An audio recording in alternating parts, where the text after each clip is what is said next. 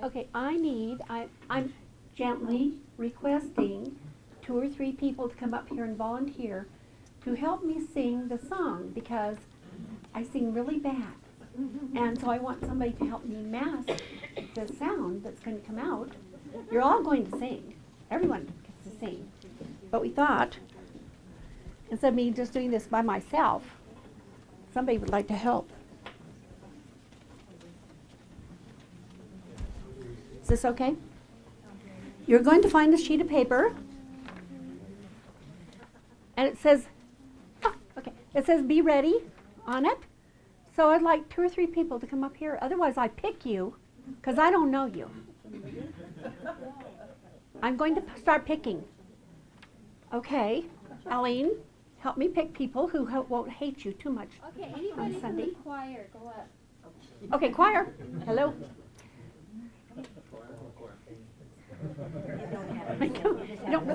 Just stand up here. Come on, Wendy.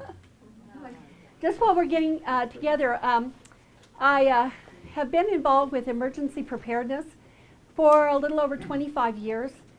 We lived in Washington State for about 17 of those years, and while I was involved with emergency preparedness, I worked with SNOCOM, which was 911, South Snohomish County 911, and I worked with them. I did not work for them, but I would go out to different church groups, businesses, schools in different school districts, talk to parents, talk to staff members. I conferenced with one of the daycare centers where they have daycares in their homes and they have them in other facilities. And so I was invited to a conference there once because of earthquakes and snow, and what if they had the children for 3 or 4 days and their parents couldn't get there, that kind of thing. I did a conference for police and fire support staff who, when we have a disaster, the policemen will be going out, they'll be very busy, the firefighters will be out, they'll be very busy, but the support staff can't go home to their families either. They have to stay in the offices, in dispatch and everything else, and they said, what do we do? What do we do? So that's something that I've done for a lot of years. I've taught emergency preparedness in Arizona. They're very relaxed. I told them, if Heavenly Father wants you to have a disaster, you will. If just because you have warm sunshine all the time means you need to still prepare. So anyway, I've been involved for a few years, and I love this. Oh, now have I singers? This is so good because I am so bad. I should take this off for just a moment. We have one more that needs to come up. Okay. Who is this person? Choir, Jill. Jill. No. Oh, no, right here. just singing. This is. You do to sing. Then stand by me if you don't, because I don't either. And so we'll. Okay, now you all have this. We will know if you're not singing with us. Okay. All right. This is 4/4 time. Yeah. Go for it. The prophet told us to prepare for famine and disaster. If we obey our family, we'll live happily ever after.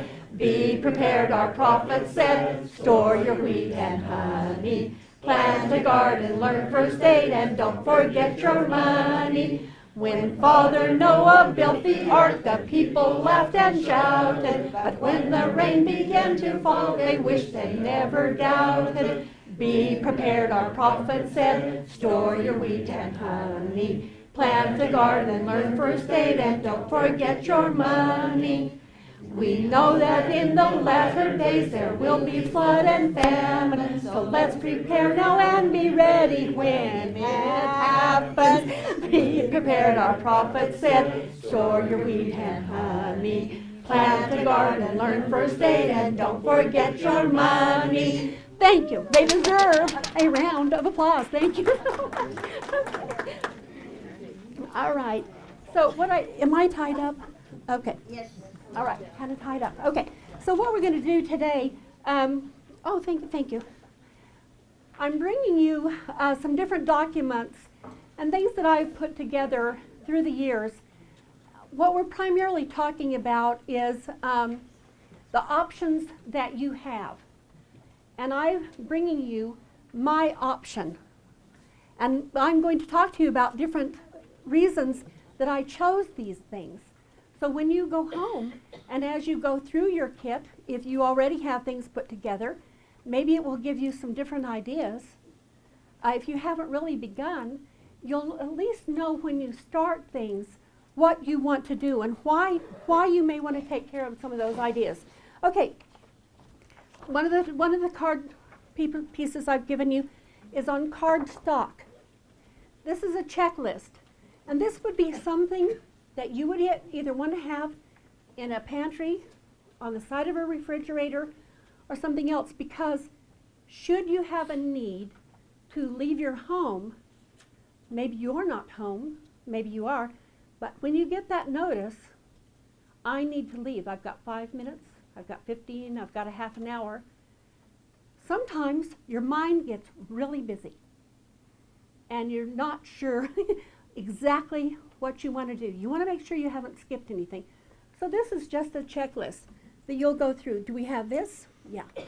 Do we have this? Yes. Jerry, run and get this. Got it.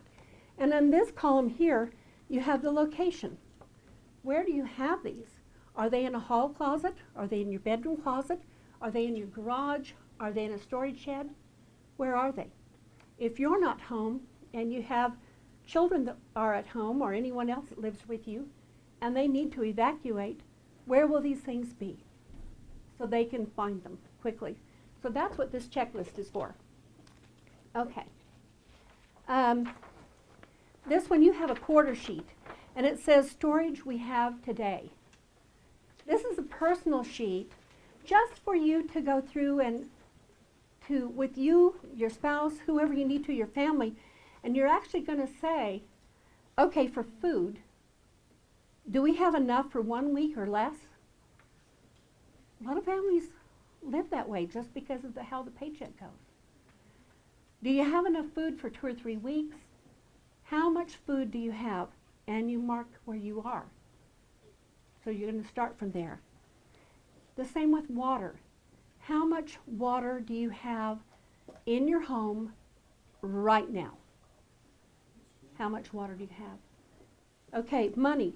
Would you be okay if you couldn't get to the bank and plastic isn't working, because that could happen in a disaster. The plastic won't even work and the stores won't even accept it. So how much money do you have today? Would you be okay for 1 or 2 months? And you think about that. Your prescription medications. If you are on prescription medications, how much do you have in your storage? How much do you have? So again, you check it off. This is just a little thing that you do that's kind of an immediate thing that you can do that doesn't take very long. I'm here, I'm here, I'm here, I'm here.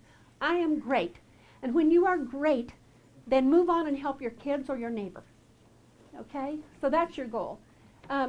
What we talk about today is the church has been telling us forever and forever that we need to have at least 2 years supply. If we can have more, we do. And then they said, because they became kind of concerned, well, let's have 1 year supply, okay? Then the church says, can we go for 3 months? So the church is saying, let's just work on something that's not overwhelming so that you can start building it and get where you need to be. And when you get yours ready, then you help your kids. You know, then that's what you do. My kids are used to sometimes, a lot of times at Christmas, they will get funny little bags with stuff in them. And I go, you better keep this. And you better not go eat it now. And anyway, sometimes I get nasty.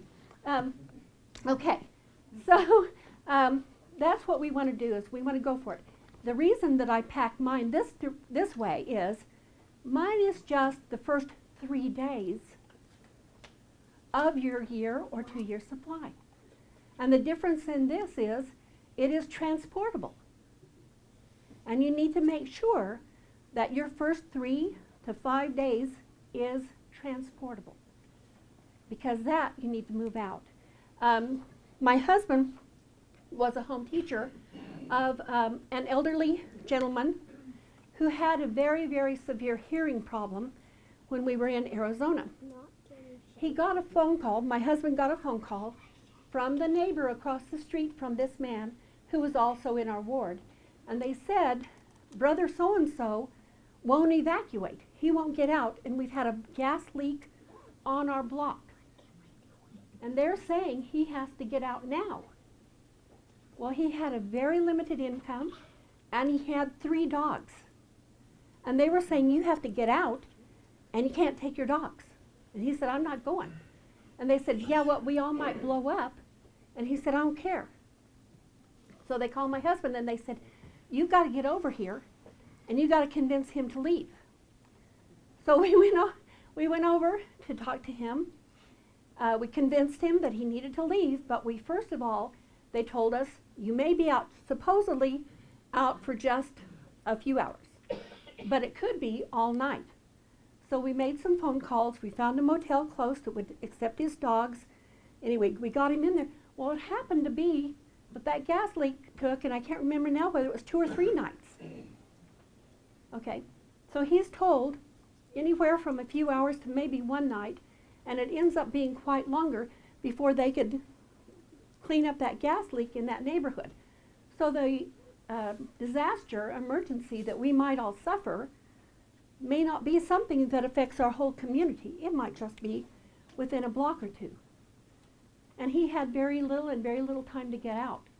So we have to look at the different things that might affect our home and our family safety and our moving on.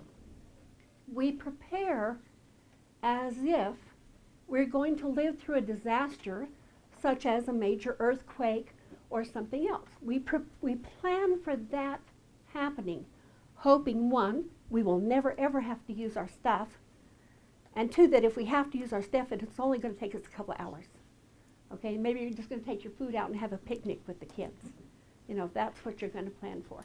So that's what we're doing. Okay, the first thing I'd like to go over with you is, oops, sorry. Well, I probably messed up my do, and it was special just for you, but it's okay. All right, so I even put makeup on, just for, anyway. So, okay, we're going to talk about some options for water storage. Now, I have to say, I know that many of you have been very involved in emergency preparedness or storage probably for a long time, and if you have information to add, or if you have questions, ask them as we go along. Okay, we're not going to wait until the end of the evening and everything, so if you have anything to say or additions, just go ahead and pipe in there. Okay, when you are purchasing water, if you are purchasing water, and you purchase the 5 gallons, 1 gallons, or 2.5 gallon containers, we really try to recommend that you buy distilled water. We do distilled water because then you can use it for medical problems, for cleaning wounds or anything like that. Also, it can be used for mixing baby formula and different things. If you want to just get spring fresh water and store it, that's fine. Distilled water is just recommended, okay? The shelf life for distilled water says it's at least 5 years long, at least 5 years, as long as the container stays intact and sealed, okay? You should not store it on concrete. It should be off of concrete. It should be in a dark area that is kept cool.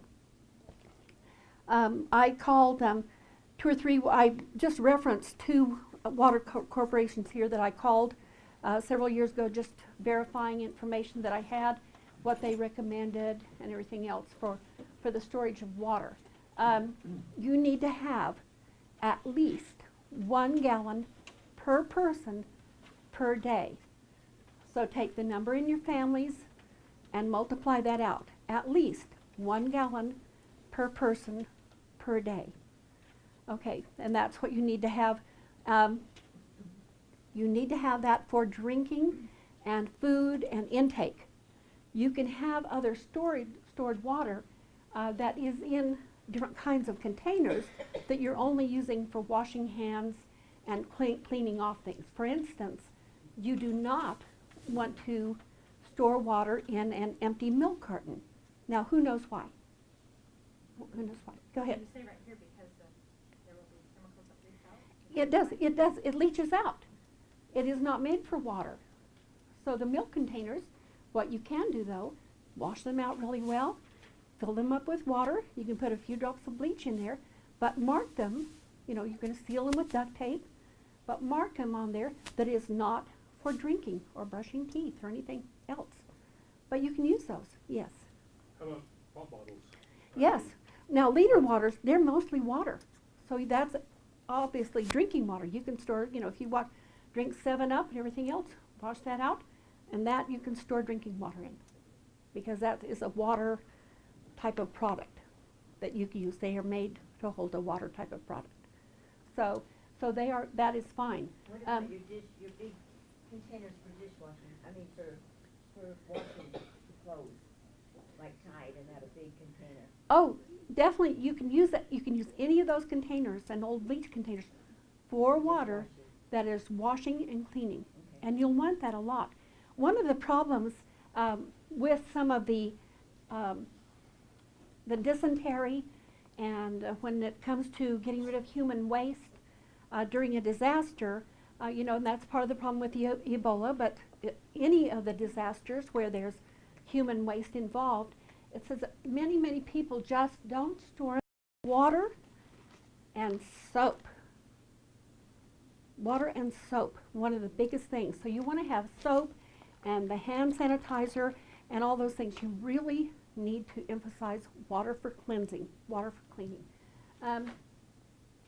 Next on here, and I do kind of go through these kind of quickly, so if you have a question, please ask. Okay. Oh, I do have on water for purification. This just tells you how to boil your water, how many drops of bleach to have in it. One thing, yes? You said if we had distilled water, it would last 5 years. How about water just out of the tap, or is that You need to, not acceptable? it is fluorinated, okay, it is chemically treated, it is clean and good water. But I would, after a year, I would make sure that I treated it. You don't have to boil it, but I would just treat it with a drop or two of bleach before you use it. Because we do have chemically treated clean water. But just for safety, after a year, I would rotate it out if you're just refilling the things, or just treat them with some of the drops of bleach and you're good. Yes? What about the microfilter pumps? Are you talking about the ones that we can get from like REI and Emergency Essentials? Most of those will have the guidelines on them about how to use them, how long they're good for, and the types of germs or viruses or bacteria that they clean. You're the waterman. But I would follow the instructions of the product that you buy, and those should be really good. Some of them are drinking straws that they actually filter as you drink. Some of them are the pumps where you put them on the 50-gallon drums. So if you have those and are planning on using those, do the same rules apply to the milk cartons versus pop bottles versus 5 years versus? I would not use water for drinking that was contained in a non-water type specified container. So even when you store water in 50-gallon drums, those a lot of times you'll have liners go in them. Okay, any thought? That's my understanding from everything I've read. Some of the materials, like a high density, or they call it cross-linked high density polyethylene, is usually a food grade type of plastic. And you line them, or you store in those. But I still would not drink water out of the milk carton things where you've got chemicals leaching. I don't know that your filter systems would filter. I would have to double check on that. Unless because that's all you have. if that's all I have, I'm going to boil bleach and drink it. Okay? I mean, we're not going to go away. There's 3 essentials for survival. 3 essentials. And those are staying warm, staying dry, and staying hydrated. Those are the first 3 things that you're going to go for when you're putting together your kit, saying, what does this have to do with staying warm, dry, and hydrated? So we're just trying to make your experience a little bit nicer. Because you could just store water, vitamin C, and some wheat, and say, I'm done. But I think that sounds awful. So I changed mine a little bit, where it's going to be a little more pleasant. You know, if I'm stuck in a situation that's ugly.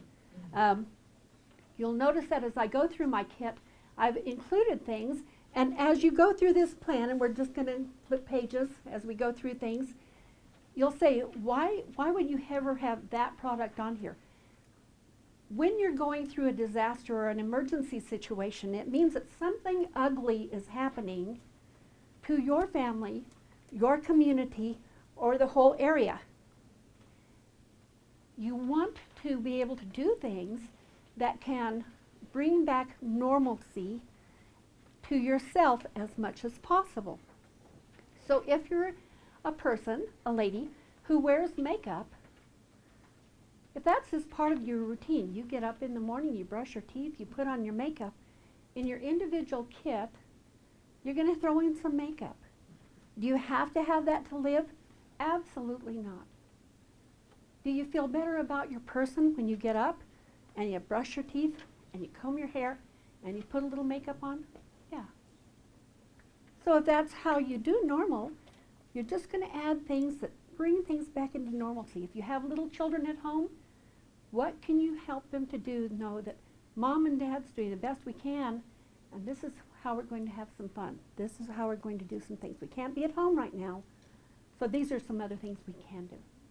So those are some of the choices. Yes?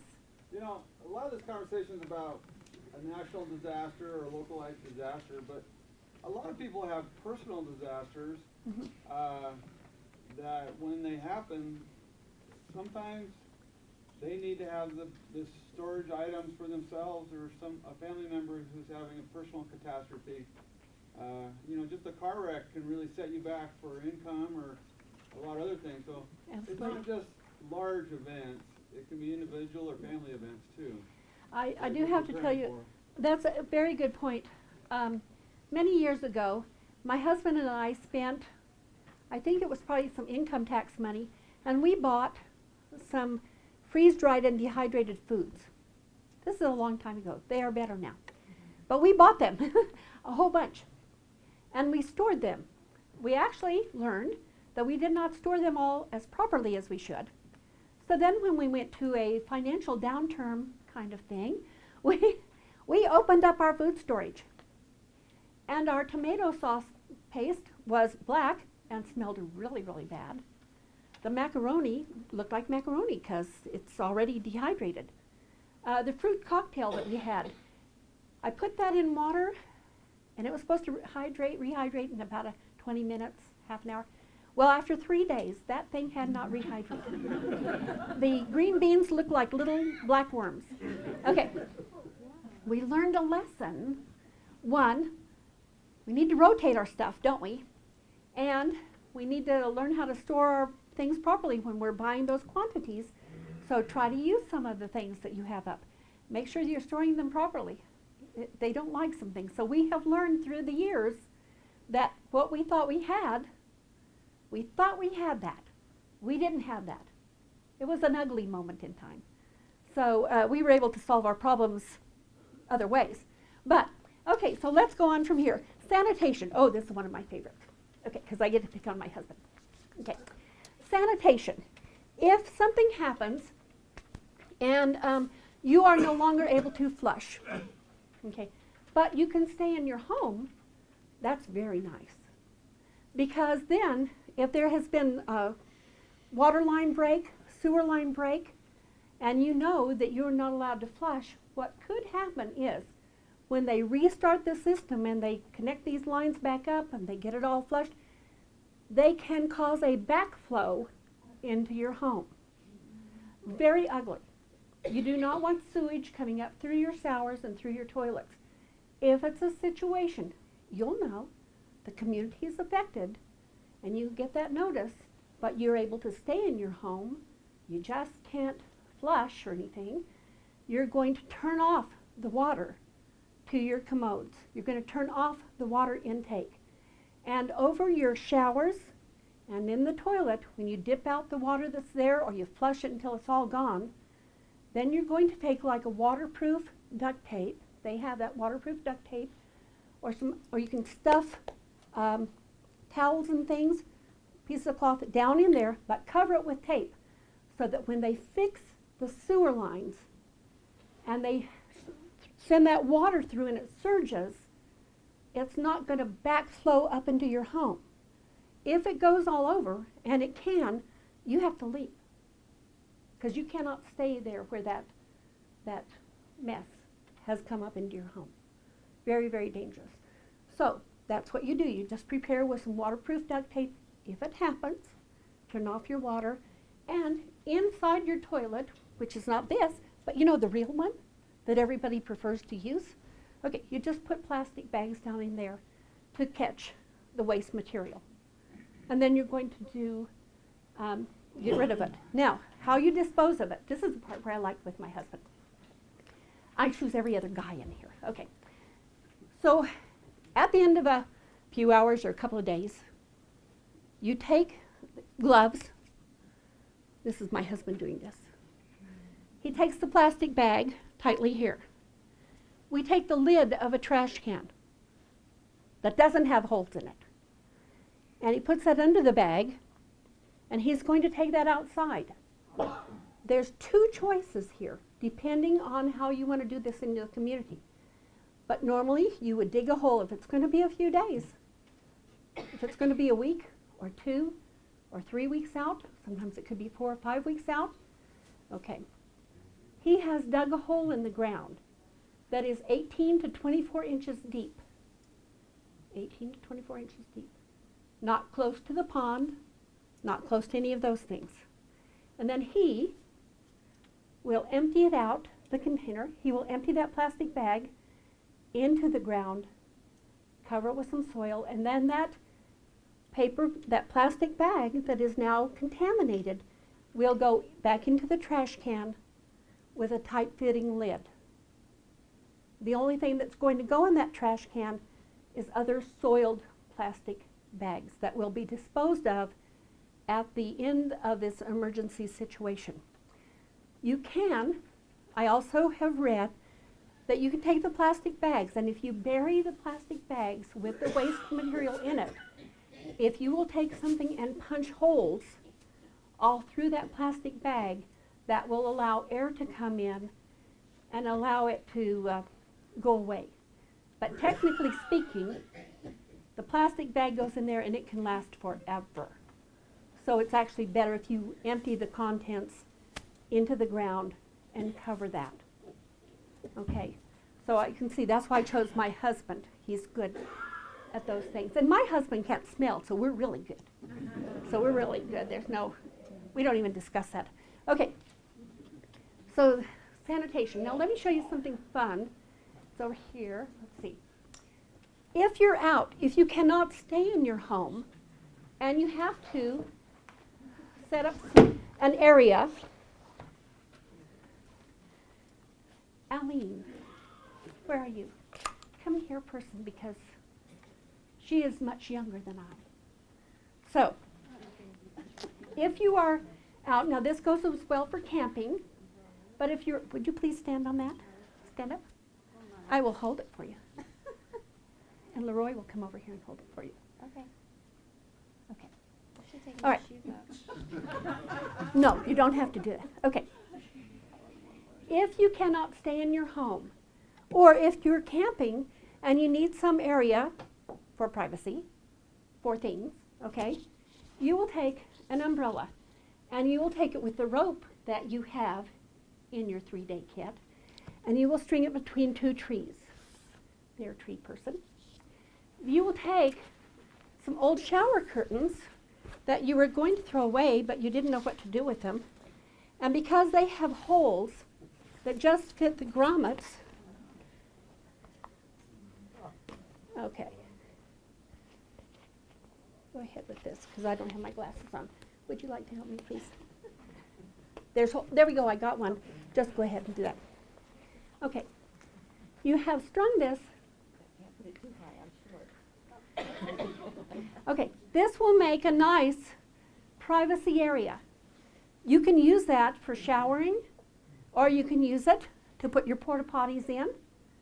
You can string, if the space between your 2 trees, you can have one umbrella over here for one purpose and one umbrella over here for another purpose.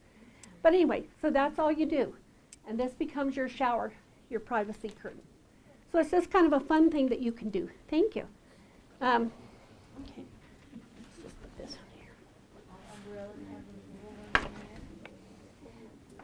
All umbrellas have these. And so they're just made for your shower curtains, you know. So that's just kind of a fun thing, because I feel like if I am outside my home, I still don't want to be out in public when everything's necessary. So you need to make things private and as comfortable as you can. Okay, I bought this. You can get all kinds of fancy ones. You can go to emergencyessentials.com. There's all different places where you can buy equipment. This is called Luggable Loo. I think I bought this finally about, I don't know, 10 or 15 years ago for $6. I think it's more now. But until that time, I had a 5-gallon container of soap that I had bought like at Costco, and I took the lid and I cut out kind of a horseshoe-shaped thing. I covered it in duct tape, and I put it on the top, and that was my potty. And I used that for a whole lot of years. You know, it just worked just fine. When you have your portable potty, or in your house, if you are collecting waste material, you need to use the black type of garbage bags. They are much better for holding things than the white ones. You want the thicker kind of black bags, but it's just recommended that when you're buying the bags to dispose of waste, you want to get the black ones and the heavier ones rather than white, okay? So that's just that idea. Okay. So we're going to go to page 2 of my plan, and this is food. I decided that I would put my food into an ice chest because, one, I think it looks like a food product thing. It's a little bit insulated, not much. This was on wheels, but what I also did was, now on these food products, and you can see 3 days for a family of 6 and 1 dog. When you are making your plans, you have to think of how many people are in your household, and if you have any pets, you do need to provide for your pets. You need to have that cat food or dog food or whatever it is, and for your family. And then as your family grows or changes, then you adjust the food products. You can buy MREs, which are meals ready to eat. You can buy little things that look like lemon cake mix, okay? Lemon bars, uncooked. And if your family will eat them, is it the MREs or is it which one was it? You don't want to eat something. You're chuckling. I just said your pet, the pet can become food too. And my husband would take care of that too. And then I would probably eat it. I have to say it, but anyway. So we try not to go there with that one, but yes. And we wouldn't tell the children what kind of rabbit we were eating. So that's just the way it would be. Okay. Tastes like chicken. Yeah, that's right. That's right. So you'll go through this list. You will line out things that you don't like or you don't want to eat. And then you will make a list and you will add on to it the things that you do want and that you would like. It's to give you an idea. Now what I did was, in the top of my ice chest there, I have a menu for 3 days. I did that because if I'm not feeling really well during a disaster, or if I'm not home, my family can take this, they can open it and they go, oh, okay, for breakfast, oh, okay, we can have a granola bar, we can have this. Why would we do that? Wouldn't you say, just get some food and eat it? Yeah, 1, you need the 3 days at least. Okay, for 2, when you're in an ugly situation, you need a little help. Just a little help. And if you're not at home and it's your kids, you want them to know, Mom and Dad have the ice chest or the box or the bag or the suitcase, whatever it is, and they can pull this out. Why would they know that? Because you told them. Because you had a family home evening. And because you had some fun with it while you're putting stuff together and planning and playing and stuff. And so they know they can go to this. And they have some idea. Doesn't mean they'll do it. If they want to eat all the snacks, they'll. But anyway, it's there. And you did it for them. Okay. So I have these kinds of things. And you're welcome to look through there. I'm just going to keep it out when we're at the end of this, and you can just look through all my stuff. Okay, that's kind of the food. Then I have in my small suitcase, I call this my medical bag. This is the bathroom. Okay, now, this has things in it. Every time I had a child with an injury, and the injury was cured, I kept that thing that went on the elbow, or the thing that went on the knee, or the thing that went on the foot, and they're down here. Okay? Whenever we go to a ward activity, a picnic or something else, I just throw that in the car. Always something happens. Sister Fish, do you have a Band-Aid? Sister Fish? I do. And I have an ice pack in here. And I have Band-Aids. I have things. You know how when you go on a vacation for your family, you always had to look for somewhere that had Pepto-Bismol, and it was 11 o'clock on Saturday night, and you're going through a strange town. We did that. Never happened to you? Okay, this goes in the car. You need some Pepto-Bismol? You have it. You have it. It's in your car. It was easy. You threw the whole thing in. So it's kind of funny when we get to my individual kit. I was in the primary presidency. Because I'm a million years old, this was like almost a million years ago. So I was in the primary presidency, and all of a sudden, one of the moms came in and she said, does anybody have some hard candy or some juice or something else? Jimmy is having problems with his diabetes. I need something.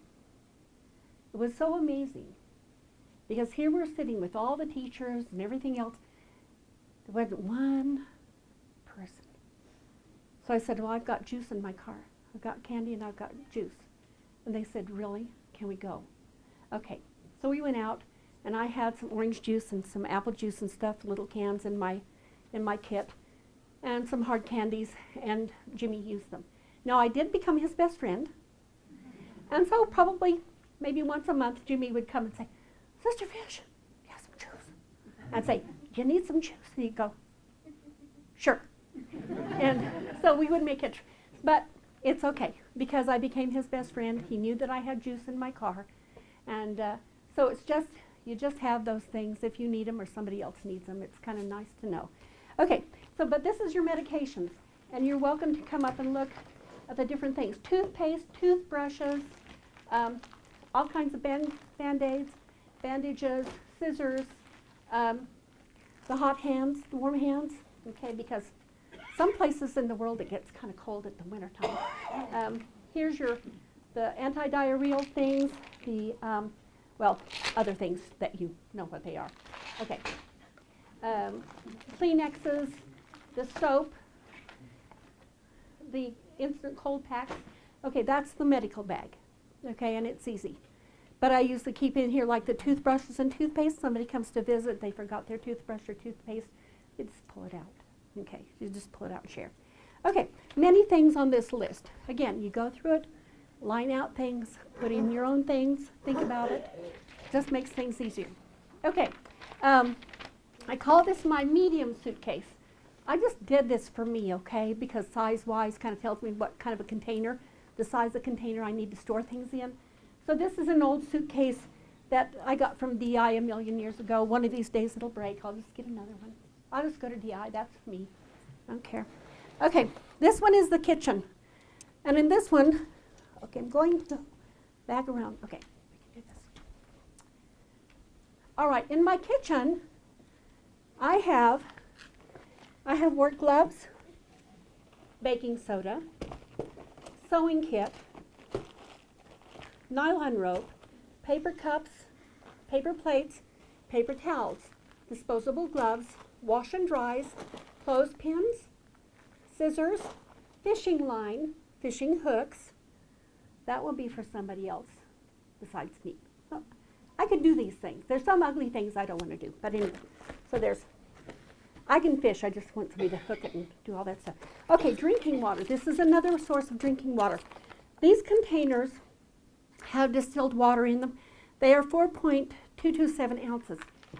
2 of these a day is what you need for surviving. This will keep your kidneys from shutting down. 2 of these a day.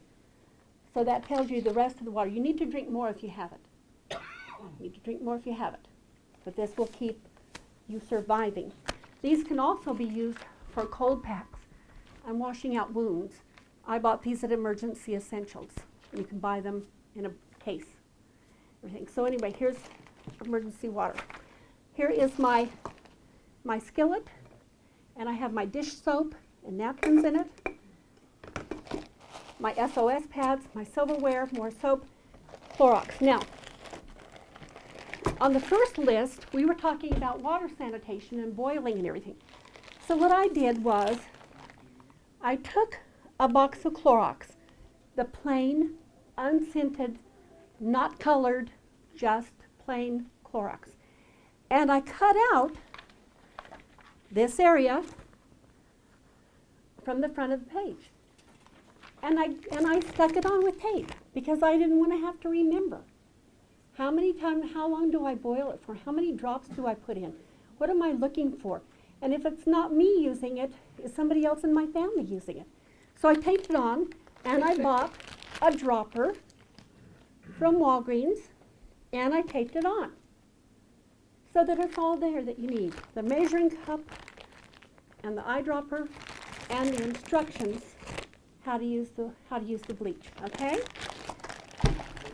Yes.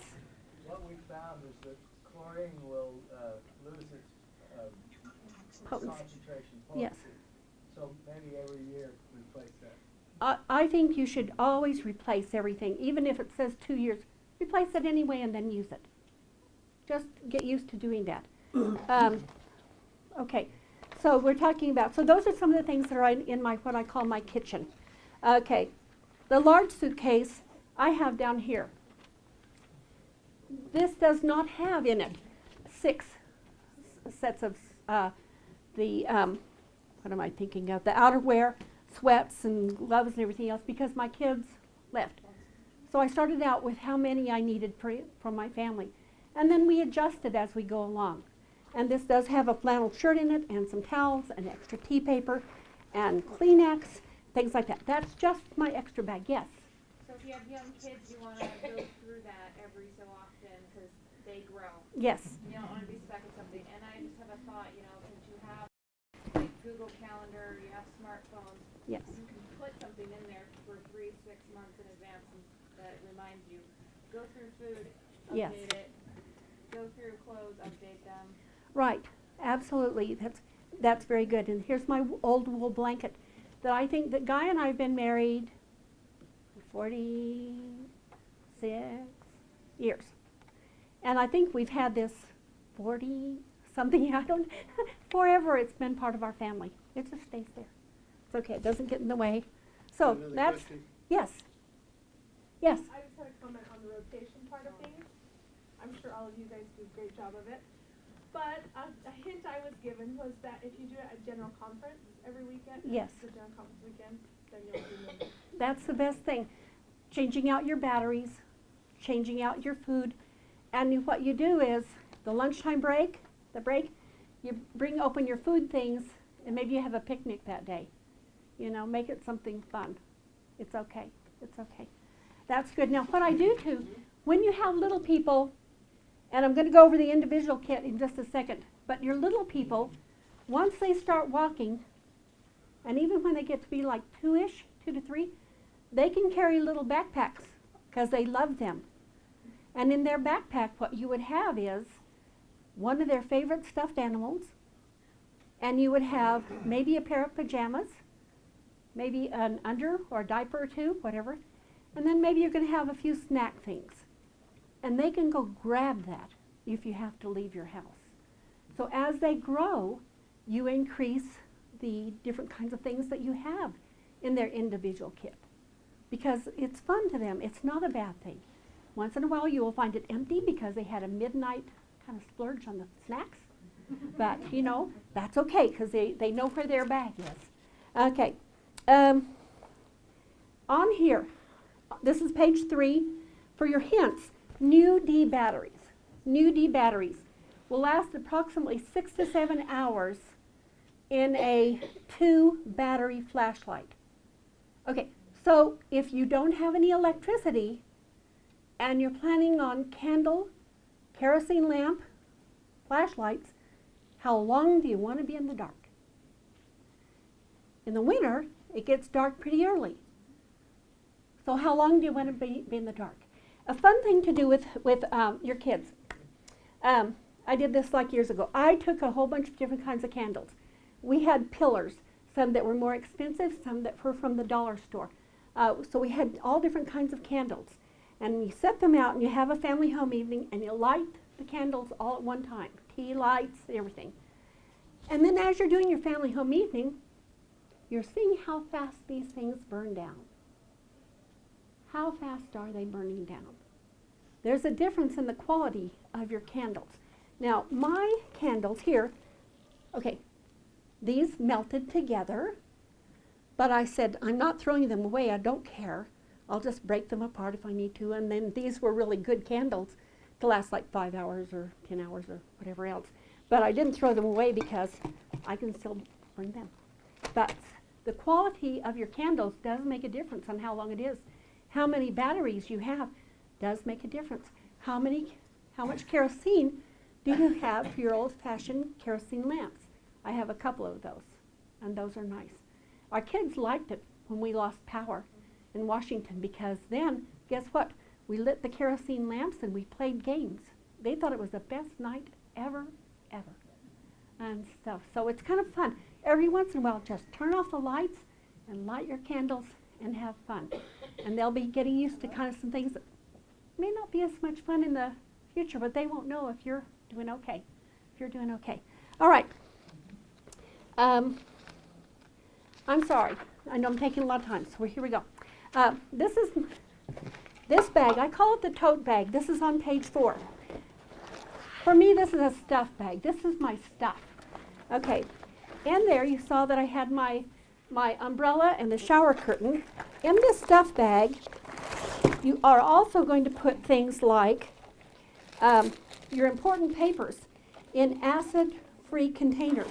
These would be copies of fingerprints, marriage certificates, birth certificates, life insurance, homeowners policies, any of your important documents. You would just make a copy of them and you would keep them in here so that you can grab and go.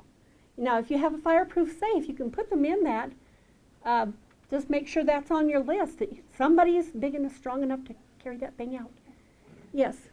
What we did is we had all of copies of those important papers that we sent to my parents. Yes.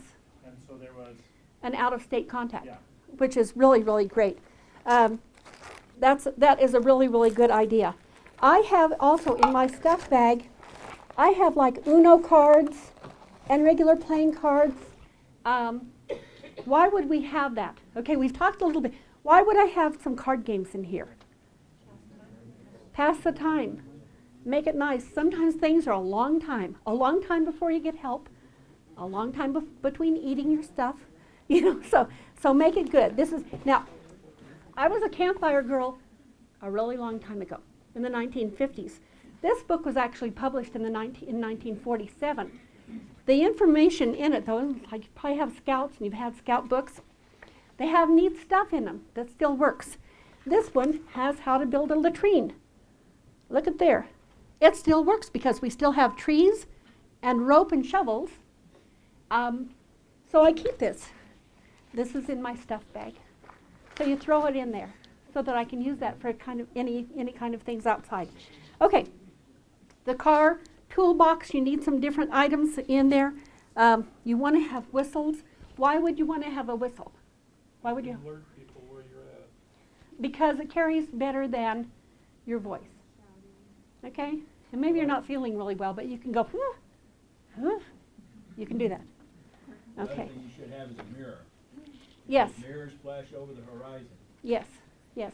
And I tell you what, if I didn't have a mirror loose, I have a mirror in that car. And I have 2 on the side, and maybe they don't last very long because I'm going to take it off. Somebody else is going to do that. Okay.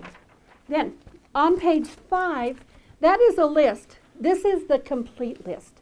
Only because some people prefer to have just the complete list you work off of, and I've just kind of divided it out.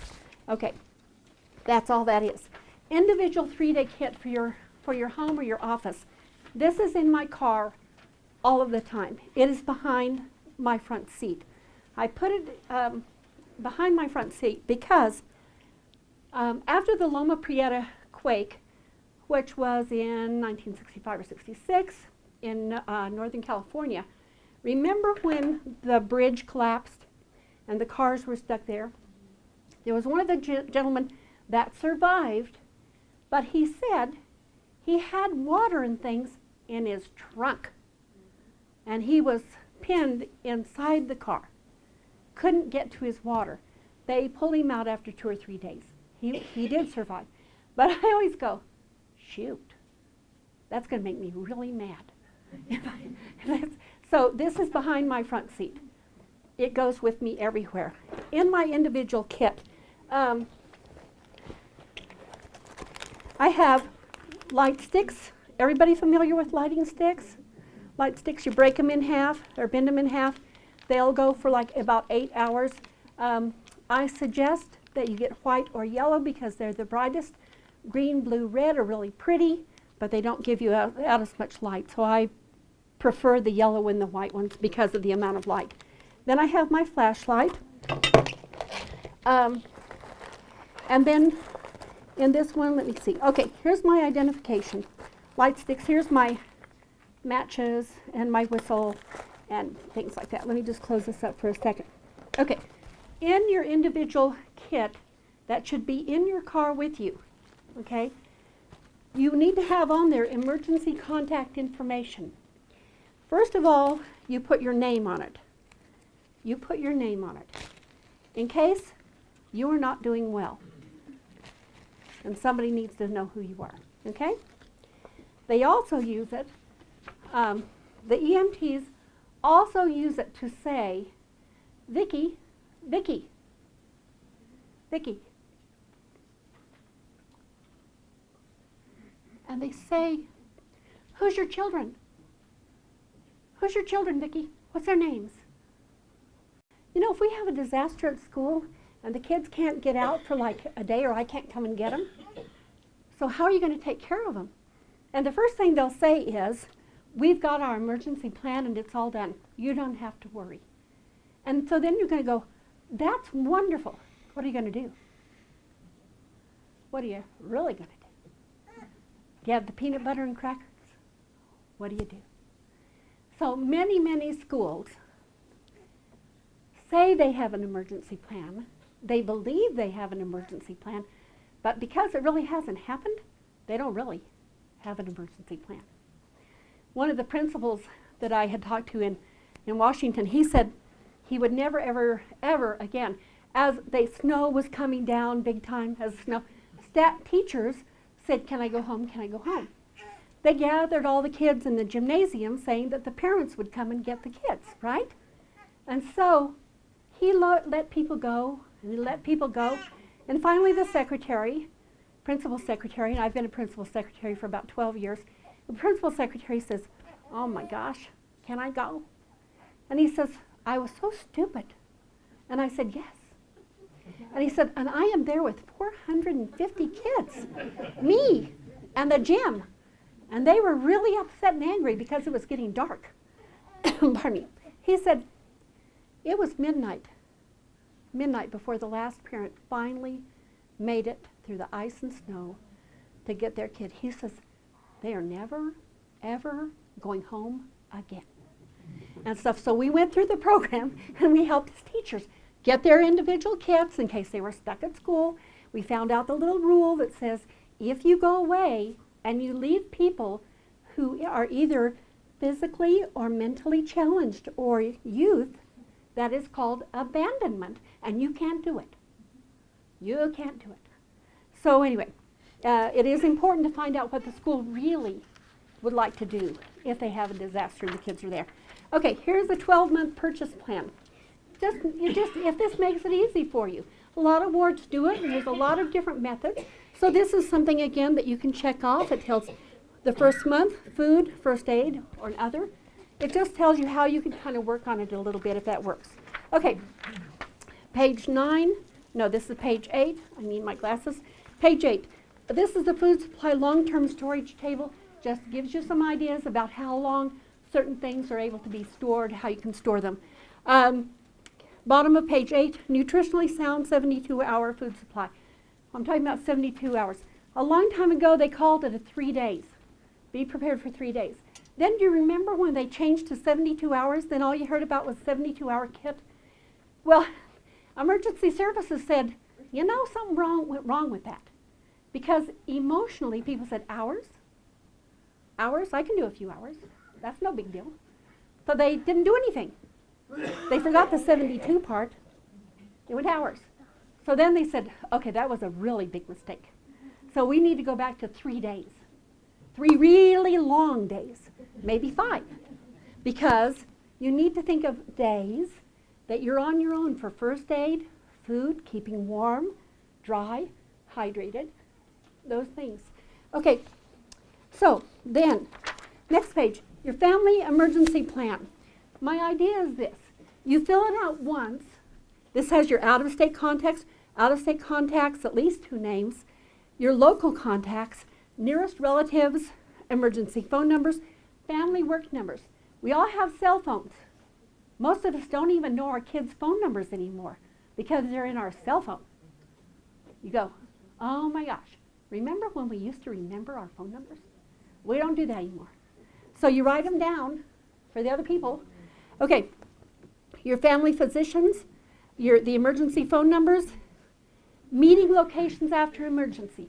Your kids are at school or they're at the shopping center and you're at home. Something happens in the area, you can't be at home. Where are you going to meet them? Do they go to the ward building? Do they meet you at church? Do they meet at the elementary school? Elementary schools will keep the kids. High school kids, I've taught a lot of high school kids. A lot of the high school kids says, I'm out of here. I'm going to go find my family. I don't care if the school says stay, I'm out of here. We did discuss that with them a few times. But anyway, elementary, they're there. They're not going to go anywhere. Okay, so you decide on that and you tell your kids what it is. Okay, family home, this is your home floor plan, your exit routes. So you just kind of play with the drawings, make your own drawings, and you play with it for a family home evening. You drop, you crawl out because the smoke temperatures can be 700-800 degrees up here in the area, so you practice. You practice crawling out. You practice seeing how you're going to get, what's your other plan. So anyway, you can use that if you want to. Okay, I want to talk to you, pardon me, about my emergency stove. This is really a fun stove. Oh, let me see. Okay, yeah, this is Sterno. This was about $4 a long time ago. This is what Sterno does, okay? So I keep those kinds of things just to show you. The emergency stove that I have and that you're going to be doing tonight, and I think, I don't know if did you show it to them or just, okay. This is an emergency stove, and you've got the handout. One of your handouts is for an emergency stove. This is just a quart-size paint can that you can buy at Home Depot, Lowe's, or anywhere else. A new one that does not have paint in it, a new one. And you take that, and you take toilet paper, cheap kind, the less fluffy the better, okay? And you core it. You take the core out, okay. Okay, so you're going to take it, and you're going to core it. And then you're going to squish it together, and you're going to put it down in the can where it fits tight. And then you take a pint, and these are quarts, but you take a pint, so it'd be 2 cups of rubbing alcohol. You want at least this 91%. The higher the percentage, the better. Don't get the 50% or 60%. Don't do that. Too much water. Get the high. 2 cups. It saturates in. Now you use this as a stove. You can use it in your car. You hold it. Because it's alcohol, alcohol is the fuel, it is cold burning. The flame will blow, will come up about 4 or 5 inches. But you can hold it in your hands. And as long as that alcohol has not burned out, and it burns out very slowly, it evaporates very slowly. So if you're in your car and you're trapped somewhere, you light the stove. Put the alcohol on it, let it absorb in a few minutes, light the stove. You can warm up the inside of your car. you can crack your windows a little bit. It's going to absorb alcohol, but it is not, I mean, it's going to absorb oxygen, but it is not poisonous. It is not like a propane thing. It's just rubbing alcohol. So you do that for a little bit of air. In your home, if you don't have electricity, you cook on it. I've got a skillet. So how you cook on it is you have plywood clips. These are plywood clips. See? Yeah, Aline got them for you. Plywood clips, and you put them on the side of the stove. And I usually put about 3. But anyway, you can put 3 or 4 or 5, whatever you want to. And you light it. That allows air in, and then you're able to cook. You can cook out of a number 10 can that you have kept from your food storage on something that you've used. And you can use it to boil water. You can use it to cook, or you use the skillet or anything else. I've cooked macaroni and cheese, cooked hot dogs. You just cook. It's a stove. So now, when you're ready to extinguish it, you don't do like that. I did that for a moment, just for a moment. That was a learning curve. But so I do keep in here I do keep a pair of pliers. Okay, so that if it's still hot, I can take them off. Okay, so I keep those in my number 10 can. Now in a few minutes, I'm just going to go right out here to the edge, just right out this door, and I'm going to light it for you. And I would like any of you that can to come and hold it and just see how cold burning it is. Now as the alcohol evaporates and is used up, it will warm up. And you can feel it warming up. And when it would get down here a little ways, then you would extinguish it. And you would do that by slipping the lid on. And it's gone. It's out. If you want to refill it because you're still cooking or you're still in an emergency situation, you would take it back off and you would refill it with some more alcohol and you would continue burning it. You don't pour the alcohol on while it's burning, because then you have a stove here and a stove here. And your husband would have toasted marshmallows, but it would be ugly. So anyway, you would do that. Okay, we will go and do that. But this, yes. How many times can you use that roll of toilet paper that's in there by pouring in more? Okay, it will slowly disintegrate, but it takes a long time. As it slowly disintegrates, when the tea paper is disintegrated and you get about half, then I would take out the chunk, throw it away, and put it in a new roll of tea paper. This will heat for about 4 to 6 hours from that one filling up fresh alcohol on it. I put this on for I put this on a little over a month ago. Go ahead and feel. And it retains, and so you're going to shut the lid fairly tight, airproof it, and it will keep in there for quite some time. It will keep in there. But after a while, I mean, it is slowly going to go away, and you're going to want to refresh it. So you're saying that you can store it with the alcohol already in there? You can, but I would not add the alcohol until you're ready to use it. I keep it in my car. I keep each one of us has one of these little stoves and matches and things in our car in case we're caught out somewhere. And then you can see I usually keep one in the porta potty just for there. I give them to my kids. See, my kids get strange things they do. But I want them to have that. Now that stove came from a scout leader in Utah a million years ago. He figured it out. It will keep a small room. It'll warm it up to like 60, 65 degrees. But it's safe to use in your car. Not on your dashboard.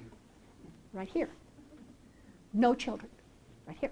Okay. Worry about like carbon monoxide. Nope. No, but you would crack your window just to allow oxygen to come in there.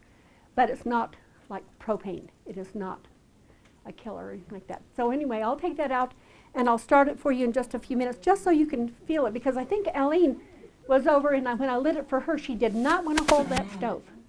Because even though I said, I am holding this stove, it is not hot, it is not burning me, there was defiance in her eyes and mistrust. And so she did hold it. So So it's just kind of a fun thing. Okay, I think there are so many more things to think about. Do you have gas lines in your area? Yes, we do. Okay, so if you have gas lines in your area, you know if there's a disaster, you need to be able to turn off the gas. And that takes some special tools. I think you can take this, but you cannot turn it back on. So when you decide to turn off your gas, know that's forever until they come and turn it on for you. So, but if there's a gas leak in the area or you've gotten a notice, you need to do that. Turn off the gas. Be prepared for being without gas. If you get a notice of a disaster in an area, you need to pay attention. Normally you turn off things, you unplug things that might have power surges, come back on. Remember, you should have a battery radio. You should have that. But guess where there's a big battery with a radio that's easy to get to? Your car. Okay? Some people go, hello? And you go right out there. You've got a radio you can hear. You turn it on for a few minutes, you get the news, you see how things are going in the community. Is it safe to do this? Is it safe to do this? Can I start cooking now? Can I light a fire in my front yard and it's okay? Or no. Okay? So those are things. Listen to the news and kind of get prepared. Does anybody have any other questions? Yes? What experience have you had with the shake-up flashlight? I haven't. I just heard of them, and I don't think I could do it very much. I'm not that well pleased. So yeah, not very bright. That's what this gentleman said. Do you have one?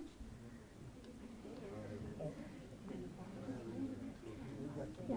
I have a radio that you wind up. I have a winder, and it will do a little bit. Actually, my wind-up radio went away when I was teaching some high school kids, and one kid came, and he said, "Oh, look at this." I said, "Oh, okay. Now it's just solar and battery." So, you just stay friends with him. He was a little green Mohawk guy, little tattoos. So it's like, and he grabbed some of my food to eat, and I said, "Excuse me, did you buy that?" He says, "No." I said, "Why do you think you can have that just coming by?" And he said, "Because I'm hungry." And I said, "That's sad that you're hungry. So if you treat me respectfully and the class goes well, when we're done, come and see me." And so the class went. There were some other little defiant things, but it was okay. Class went. He started to leave through the door. I caught him and I said, "Hey, I thought you were hungry." He said, "I am." I said, "Well, then come over here." And then I gave him a few candy bars and granola bars and stuff like that. So it's like, you just, you share your stuff. Anyway, that's kind of the end of my presentation and things like that. Yes? We treat things as if we're always either going to be in the car or at home when things happen. Mm-hmm. We lived in Seattle, and there you can't get anywhere hardly without crossing over or under a bridge. 220 bridges We in the don't area. have as much of an issue here, but it might be worthwhile to plan out if I'm down at BSU a lot. How do I get home without going underneath an underpass or over a bridge? Exactly. When you have that, you really do have the route planned, a couple of different routes, Right. and you need to say, "Honey, it may take me a day and a half, but I'll be there." Because you're going to have to go through whatever you have to do to get there. That's what you say to your kids in school. If something happens here and it's kind of big and you have to stay in your classroom, it's okay because I'm going to get there. But it might take me one day. But you'll be okay. You'll be okay. We're coming. So you need to know that's a good thing. In Seattle, 220 bridges. Big earthquake, just forget it. Unless you're going to swim. So it's like, just take into that. That's good. Like I said, Arizona, very complacent. Nothing happens here, nothing happens. I'm going, other than the huboobs that come through and you can't see for They had that terrible dust storm that time. That's a haboob. And you go through and that can last a few hours or whatever. That's the biggest thing. But I said, Heavenly Father will get you. If you're not He's told you, and He's going to get you. So, yes, flash floods. So any other questions? Well, thank you so much. Please please come up. You're welcome to look through everything. And then I'm going to take the little stove outside and light it for you. Oh, thank you. Thank you.